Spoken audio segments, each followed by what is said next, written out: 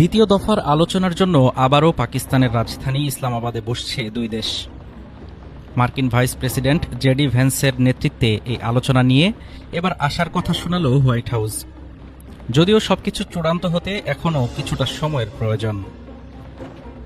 দীর্ঘদিনের বৈরিতা কাটিয়ে একটি সমঝোতায় পৌঁছাতে মরিয়া ওয়াশিংটন ও তেহরান।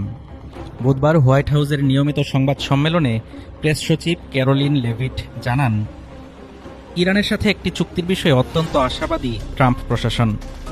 তবে বিষয়টি এখনও চূড়ান্ত নয় বলে সতর্ক করে দিয়েছেন তিনি জানান, আমরা একটি চুক্তির সম্ভাবনার বিষয়ে আশাবাদী, তবে মনে রাখতে হবে হোয়াইট হাউস থেকে আনুষ্ঠানিকভাবে কিছু না জানানো পর্যন্ত কোনো কিছুই চূড়ান্ত নয়।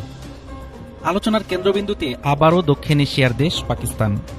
গত সপ্তাহে ইসলামাবাদে অনুষ্ঠিত প্রথম দফার বৈঠকে ইতিবাচক অগ্রগতি হওয়ায় দ্বিতীয় দফার আলোচনার জন্য আবারও সেই স্থানটিকেই বেছে নিয়েছে যুক্তরাষ্ট্র।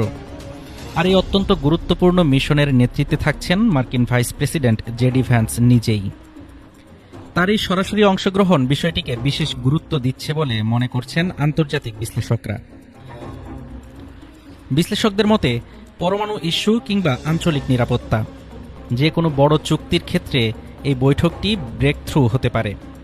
লেভিট ইঙ্গিত দিয়েছেন, গত সপ্তাহের ধারাবাহিকতায় একই ভেন্যুতে বসবে দুই প্রতিনিধি দল। মধ্যস্থতাকারী হিসেবে পাকিস্তানের ভূমিকাও এখানে অনস্বীকার্য। ওয়াশিংটনের প্রত্যাশা, এই আলোচনার মাধ্যমেই দীর্ঘদিনের অচলাবস্থা নিরসনে একটি সুনির্দিষ্ট পথরেখা বেরিয়ে আসবে।